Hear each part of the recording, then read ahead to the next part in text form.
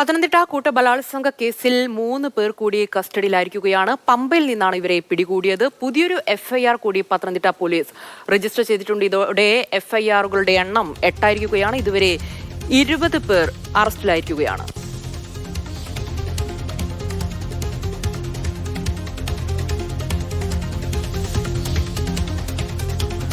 നാടിനെ നടുക്കിയ പത്തനംതിട്ട പീഡന കേസ് അതൊരു വലിയൊരു ആഘാതമാണ് ഉണ്ടാക്കിയത്.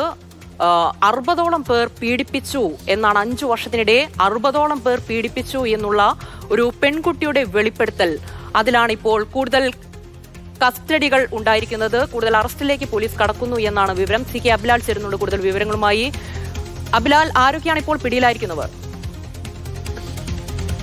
64 പേർ ലൈംഗികമായി പീഡിപ്പിച്ചു എന്ന പെൺകുട്ടിയുടെ മൊഴിയുടെ അടിസ്ഥാനത്തിൽ പത്തനംതിട്ട പോലീസ് സ്റ്റേഷനിൽ ഒരു കേസ് കൂടി രാത്രി വൈകി രജിസ്റ്റർ ചെയ്തിട്ടുണ്ട്. ഇതിന്റെ അടിസ്ഥാനത്തിൽ നടത്തിയ അന്വേഷണത്തിലാണ് 3 പേരെ പിടികൂടിയത്. ശബരിമല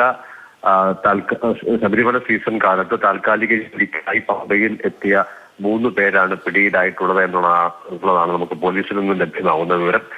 ഇവരെ വിശദമായി ചോദ്യം ചെയ്തു വരികയാണ്. ആക്ഷേപത്തിൽ പറഞ്ഞിട്ടുള്ള കാര്യങ്ങളുമായി ഇവർക്ക് നേരിട്ട് ബന്ധമുണ്ട് എന്ന് ബോധ്യപ്പെടുന്ന പക്ഷമായിരിക്കും ഇവരുടെ അറസ്റ്റ് രേഖപ്പെടുത്തുക എന്നുള്ളതാണ് നമുക്ക് മനസ്സിലാക്കാൻ കഴിയുന്നത്.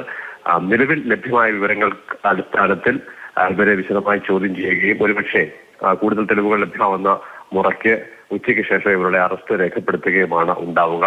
നിലവിൽ ആകെ 8 കേസുകളാണ് രജിസ്റ്റർ ചെയ്തിട്ടുള്ളത്. അതിൽ 6ഉം പത്തനംതിട്ട പോലീസ് സ്റ്റേഷനിലാണ്. ആദ്യം കേസ് 2 രജിസ്റ്റർ ചെയ്തത് ഇടവന്തിട്ടയിലായിരുന്നു. നിലവിൽ 20 പേരാണ് ഈ കേസുമായി ബന്ധപ്പെട്ട അറസ്റ്റ്. ശരി അബിലാൽ, പത്തനംതിട്ട കൂട്ട ബലാത്സംഗ കേസിൽ ഇപ്പോൾ 3 പേർ കൂടി കസ്റ്റഡിയിലായിരിക്കുകയാണ്. CK അബിലാലാണ് വിവരങ്ങൾ നൽകിയത്.